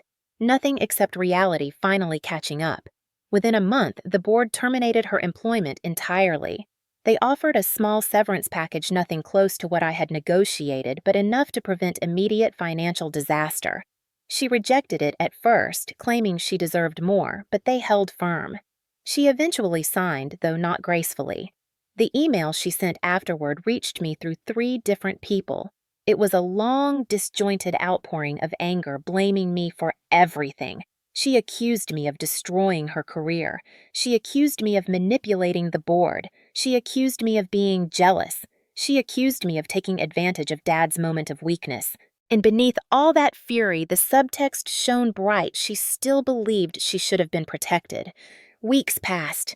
Each update painted a more chaotic picture. She missed job interviews. She argued with recruiters. She posted vague accusatory messages on social media that made her look unhinged. She blamed former colleagues, claiming they had conspired against her. Then came the worst night. It was just after 8 on a Friday when someone knocked at my lake house door. Harbor barked alert and tense. When I opened the door, it was not the police. It was my neighbor, Mrs. Redwood, a retired nurse with a protective streak.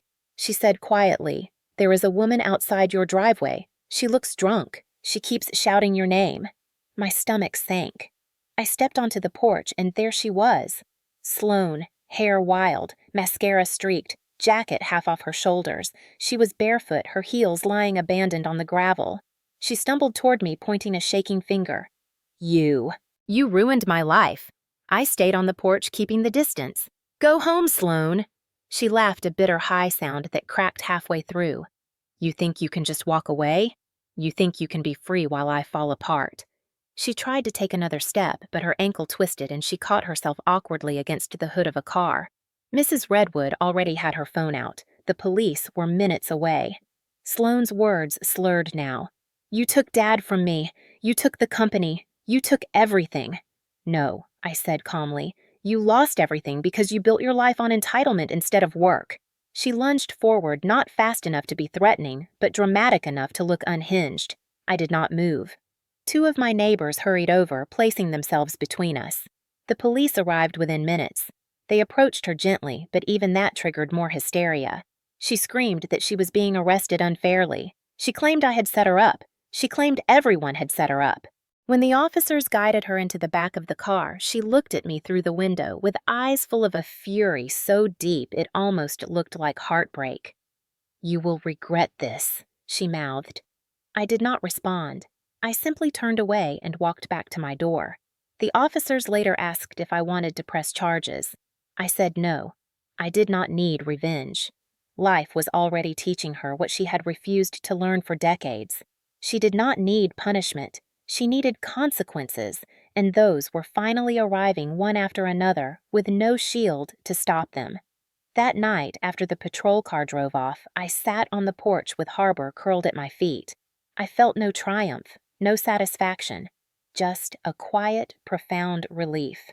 Sloan had spiraled until she hit bottom, and for the first time in my life, I knew that her fall was not mine to carry.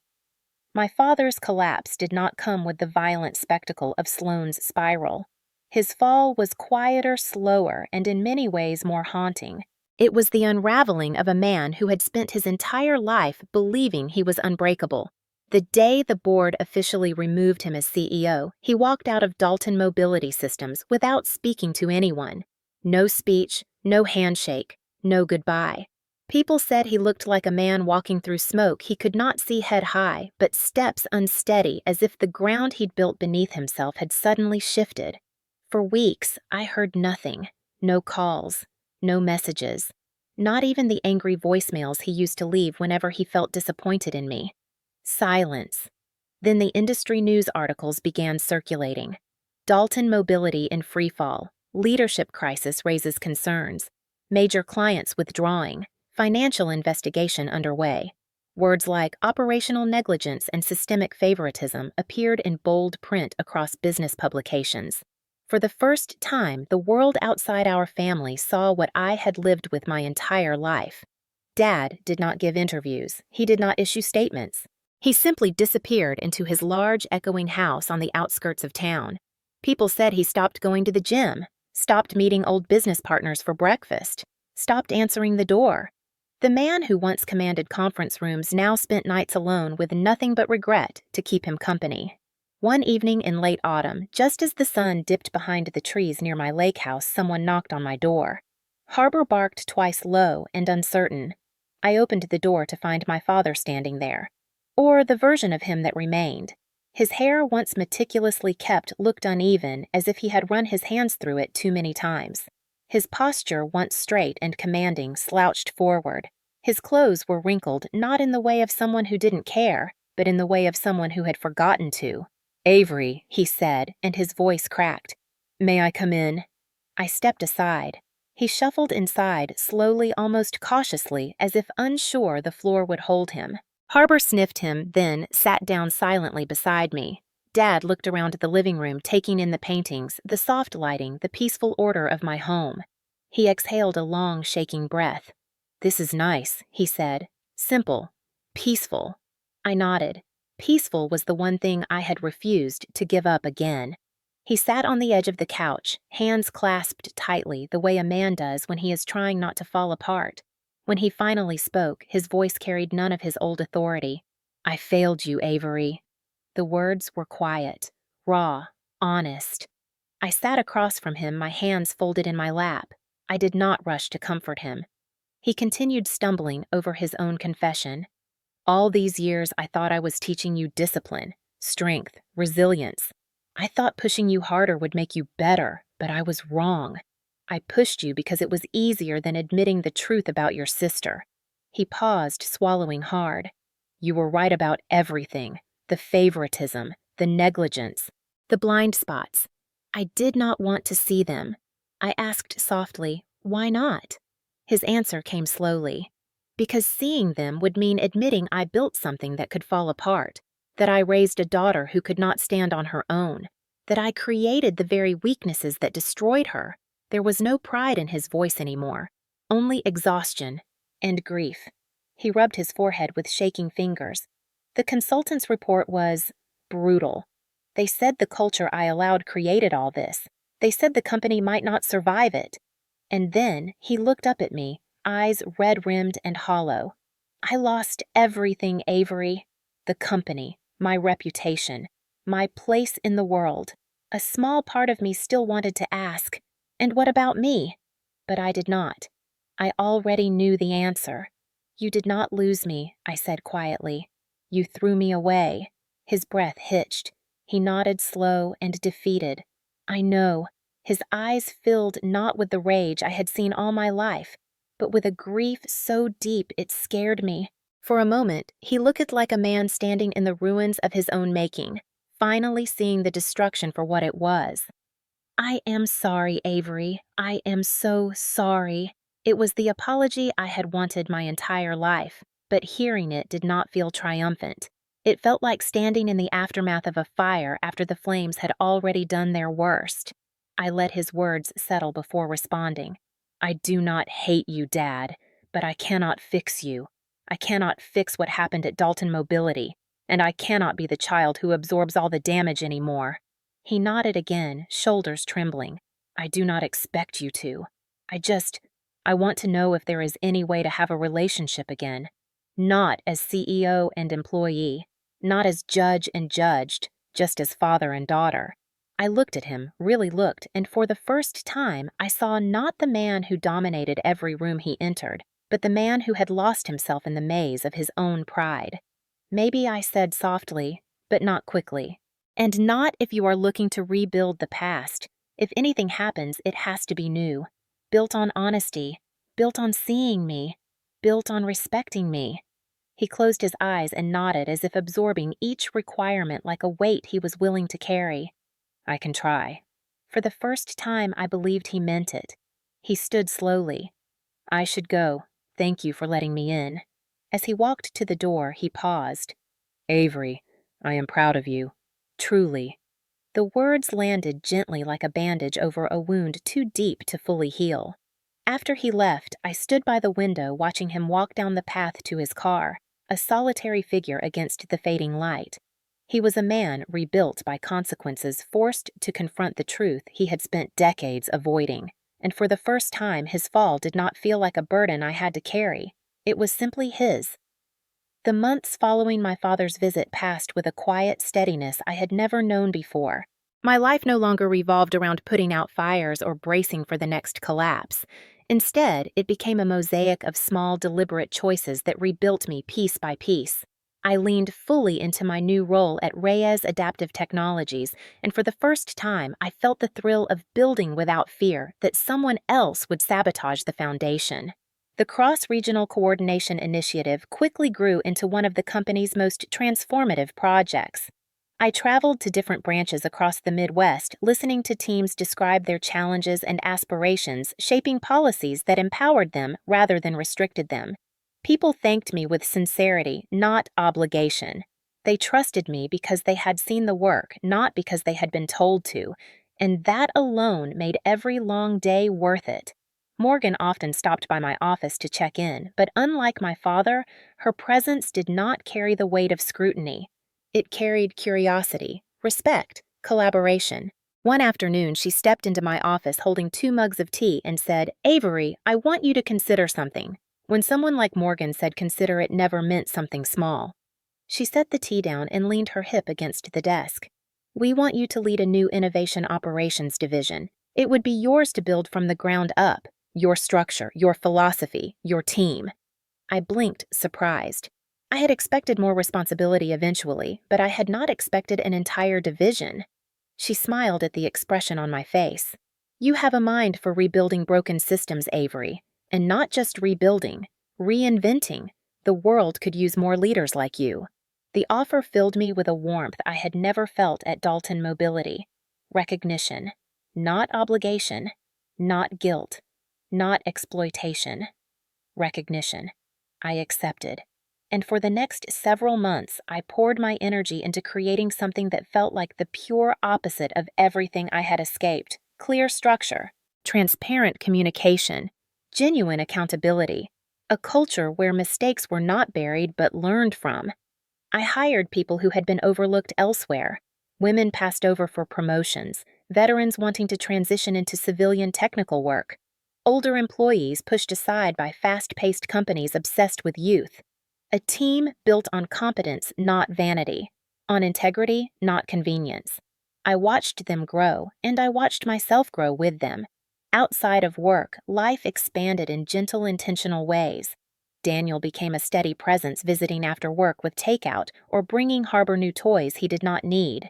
Weekends became hikes, paint-splattered afternoons, and evenings spent on the dock watching the lake turn gold at dusk. One night, sitting side by side with our feet dangling over the water, he looked at me and said, "I like this version of you.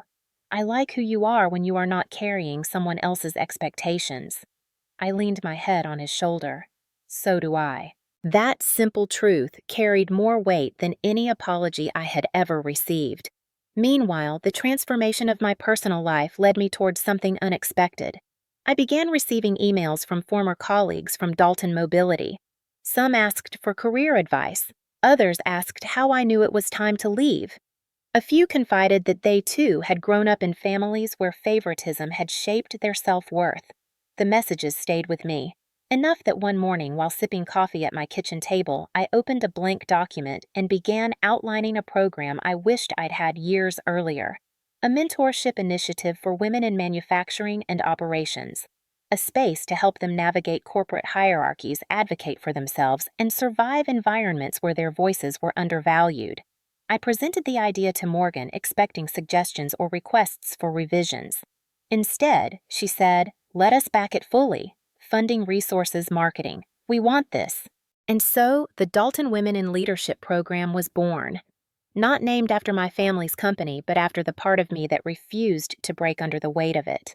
The program launched with 12 participants. Within 3 months, it had 50. Women from across the region wrote to thank me, telling me I had given them something they didn't know they needed. I had given them a way forward. At our first workshop session, I stood in front of the room and told them the truth. You are not here because you were overlooked. You are here because you decided you deserved more. And that decision is the beginning of every success story. Their applause was loud, but what mattered more was their faces. Determined, resilient, ready. My father reached out occasionally, keeping his distance, but trying to build something that resembled genuine connection. Our conversations remained careful, slow measured. He asked about my work. He asked about Harbor. He asked if I was eating well, sleeping well, living well. He did not ask for forgiveness. He did not ask me to return to the company. He simply showed up in small ways. And for now, that was enough. He was doing the work. I was doing my own. And whatever relationship emerged from that would not be born from obligation, but from choice.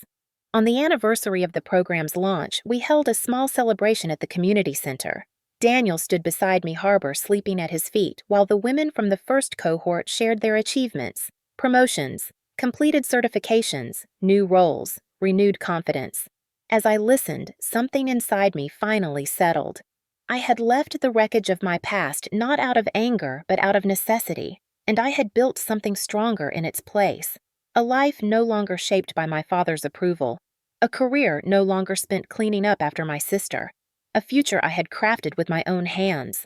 When the event ended, Morgan approached me and said softly, "You know this is the legacy you were meant to build, not the one you inherited." I looked around at the women laughing, talking, planning their futures. And for the first time, I knew she was right. I had finally stepped into the life that had always been waiting for me. The final twist did not arrive with fanfare. It came quietly, like most truths do, in a simple email delivered to my inbox on a Wednesday morning while I stood in my kitchen pouring coffee. The subject line read, "Acquisition Proposal Update." At first, I assumed it was a standard document from the corporate development team at Reyes Adaptive Technologies. But when I opened it, my breath caught. I read the first sentence twice slowly, as if my brain needed time to translate the meaning. Reyes Adaptive Technologies has officially finalized the purchase of Dalton Mobility Systems, my family's company.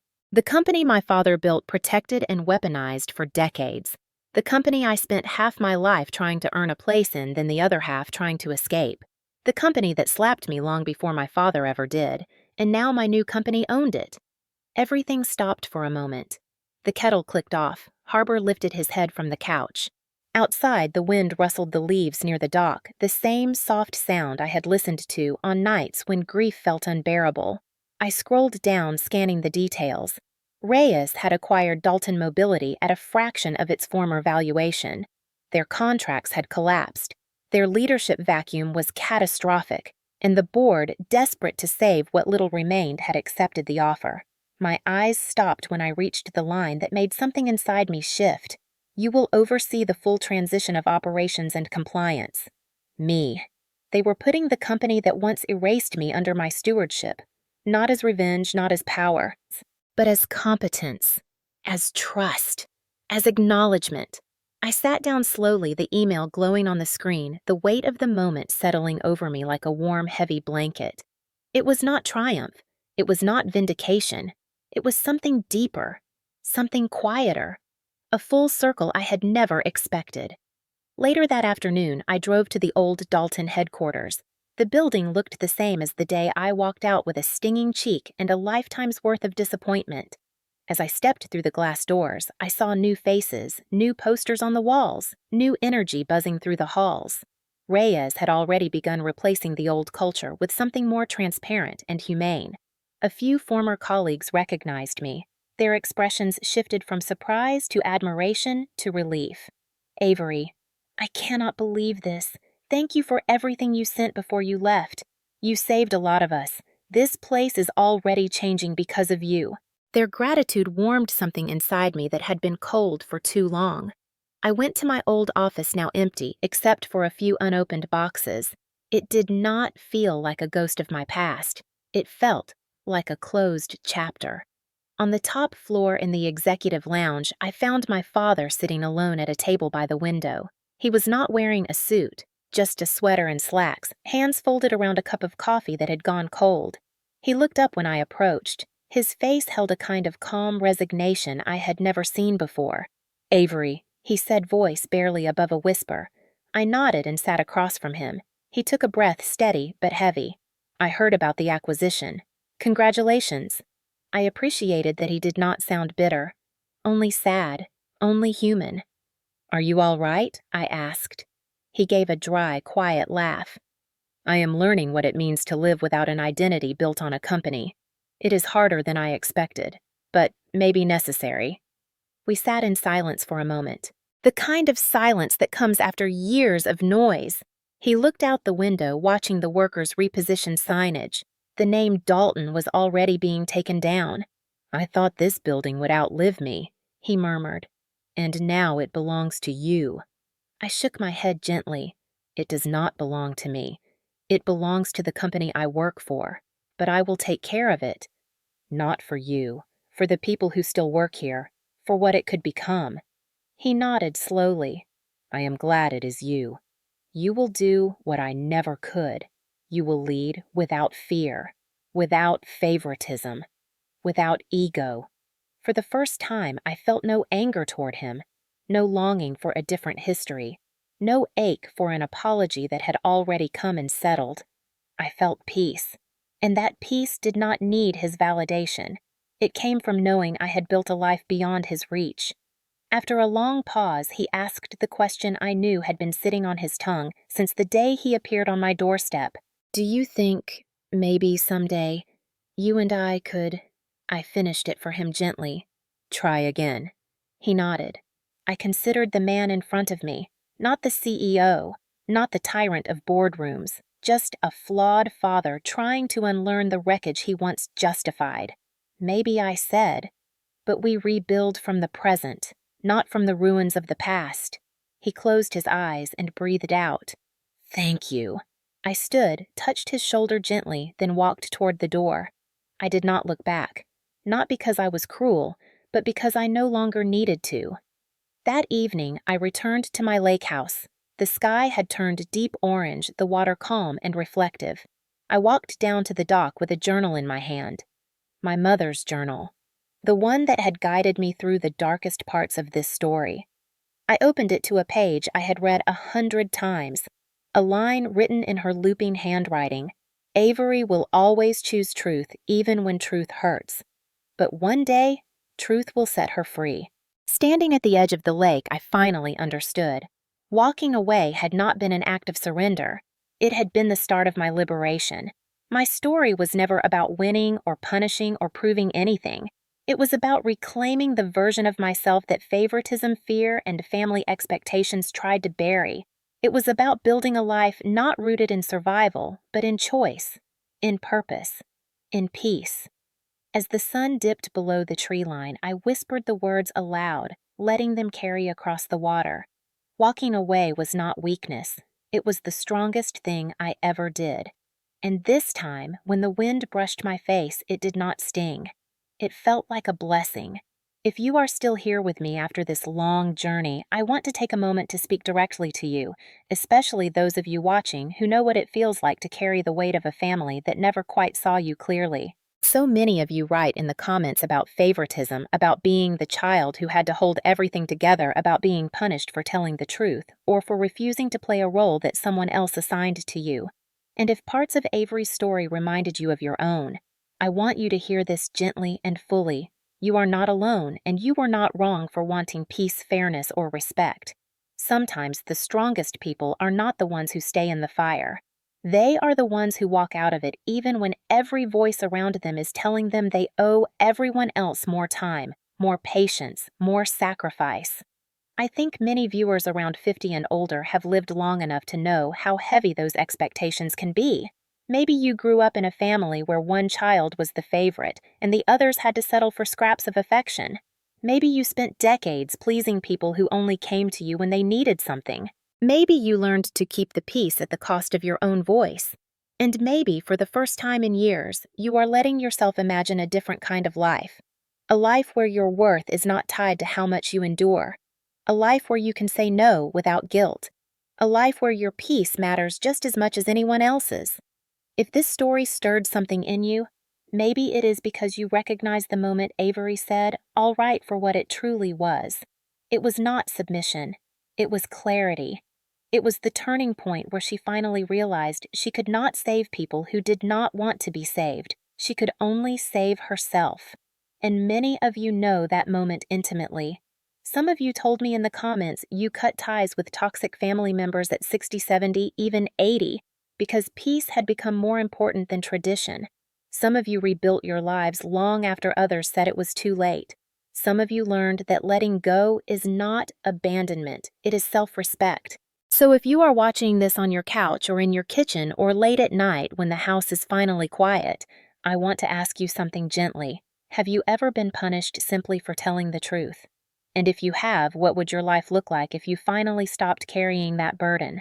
What would it look like if you allowed yourself to step into a future not shaped by guilt, but by growth? You are allowed to rewrite the story of your life at any age. You are allowed to leave situations that exhaust you. You are allowed to protect your peace. And you are allowed to walk away, not because you are weak, but because you finally understand your own worth. If Avery's journey resonated with you, it might be a sign that you too are standing on the edge of a new chapter. And I hope with all sincerity that whatever door you choose to close, another one opens filled with gentler people, clearer purpose, and the quiet kind of happiness that stays. Thank you for watching, for sharing your stories, and for showing up with such honesty in the comments. You are the reason these stories matter. You are the reason they are told. And wherever you are, whatever you are carrying, I hope today is the day you remind yourself you deserve peace too.